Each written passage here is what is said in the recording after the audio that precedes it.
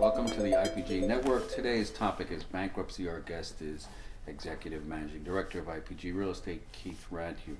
Welcome, Keith. Hi, okay. So my first question is, why do companies choose bankruptcy?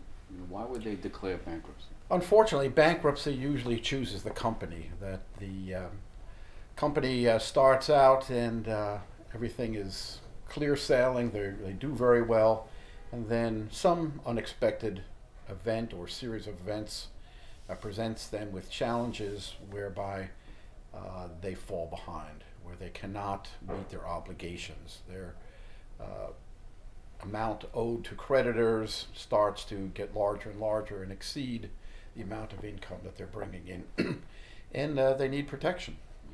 Is bankruptcy becoming more popular, or is there less of a stigma today? Well, it's certainly more accepted than it had been, say, 50 years ago.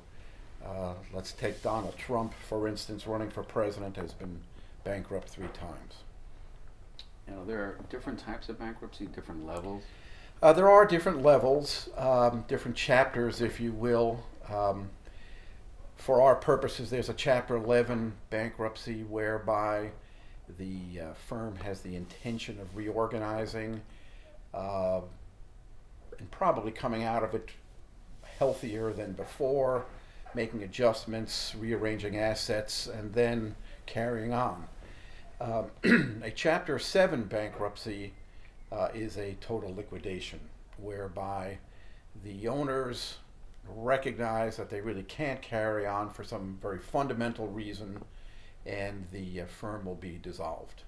So the Chapter 11, the entity keeps going on. They're reorganized, and then the 7 is completely gone. It's liquidated. Yes, that's correct, right. And how does a real estate executive like yourself, where do you fit into the process? Hopefully we get involved as early as possible with the attorneys. Obviously, it's the financial folks who are going to signal to top management that the troubles are surmounting and perhaps insurmountable. Often then an attorney will be consulted with to determine which legal course of action to take, and the real estate firm will get involved in evaluating the assets, obviously specifically the real estate assets, sometimes the businesses as well. What does the business as an entity command on the marketplace? And in the bankruptcy court, what is the judge trying to achieve? What is that person's role? The judge is trying to achieve as amicable a settlement for everybody involved as possible. But mostly he is trying to achieve the greatest return to the creditors for their time, effort, and faith, the investments that they've put into this firm that is now in trouble. And when the court appoints a real estate advisor, what are they looking for in that particular individual or that company? Well, first of all, they're looking for a unbiased participant. They're looking for somebody with the expertise to give them a accurate broker's opinion of value, and someone with marketing savvy who can actually get the word out there that these assets are going to be available on the marketplace and be able to execute that marketing plan. In a bankruptcy, if there's a lease, let's say a restaurant or a retailer has a lease, or even an office tenant, how does that get treated in the bankruptcy? Well, a lease is another asset. If the lease is under market, obviously the lease has value to a successor tenant for that space, a tenant purchaser of that business who would occupy that space. There are savings over the remaining term of that lease that a new business could reap. If it's above market, perhaps it may be turned back to the landlord. It might be a liability, a drag on the ability to sell the business itself. So how does that impact the landlord? Under normal circumstances, how does that work? And then how is it different in a bankruptcy? A bankruptcy is conducted in a United States court. resolution of the bankruptcy process comes as a final judgment without any further obligations or liabilities attached to the assets that are sold.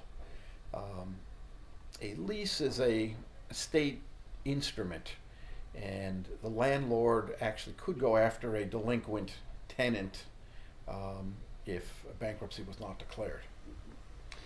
In your professional real estate experience, what do you think the biggest challenges are in regard to real estate during a bankruptcy?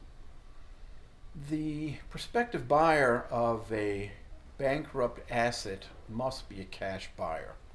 So in addition to evaluating the property properly and identifying the market segment, the target market for whom that asset would be most desirable, those prospects must have the cash to be able to execute such a transaction. So an ordinary smart business person who might be leveraged and run a successful business won't necessarily qualify to purchase a bankrupt asset. So in a bankruptcy, if you are a potential buyer and you come to the auction, can you bid, win the bid, and then go seek financing afterwards? No, that's not possible. A 363 auction is structured that the transaction must be a cash transaction. The real estate agent, the first duty is to bring a stalking horse to the table, and that is an opening bid to kick off the auction process. Then a date is set. For those people who would desire to bid on the assets, to attend the auction, who have been contacted and identified through a vigorous marketing campaign by the real estate agency, they have to be vetted somewhat by the agency, but often by the attorneys. The fact that they can execute such a transaction in cash within 30 days after the auction takes place. So it sounds like there are two components to the proceeding. A stalking horse bidder that you mentioned, and then the auction process. Not everybody can be a stalking horse bidder. Is there one bidder and one proposal? And how does that work? There is one bidder, and for those potential prospects not familiar with the process, they might ask themselves, why would I do such a thing? Why would I tell the public what my opening bid is? Well, as a reward for sticking one's neck out, for publicly identifying the price one would pay for an asset, the judge reserves a breakup fee for that party should they be unsuccessful in acquiring that asset. Therefore, the time and expense that a stalking horse bidder would put into a particular asset would be compensated, if not rewarded, for, again, opening up the bidding process.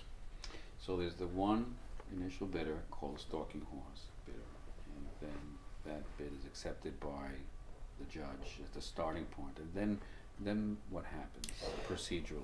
After stalking horse bidder has been accepted, a date is set, and then the marketing efforts of the real estate agency would be to publicize that auction far and wide, but obviously focusing on the market segment most interested. Also, as part of the information that would go out, the judge would set steps or increments at which the successive bids could take place. Depending on the value of the asset, they might be $100,000 steps or increments. They might tailor off after so many bids, but all that information would be sent out to the public and advertised as such as well. For bankruptcy attorneys and clients, what advice would you give these entities in regard to your Sure. role or your advice? Really, if there is real estate of any kind involved, to really get the realtor involved as early as possible. Uh, all parties involved will get a more accurate reading of what the market would probably bear for the assets that are involved. Um, when an attorney is involved, an attorney bills by time. A realtor bills by a successful project. An attorney is not structured to perform the marketing tasks that a real estate agency can do. So be involved early, realize the strengths of the participants, the professionals involved, and get a real estate agency involved in as early as possible.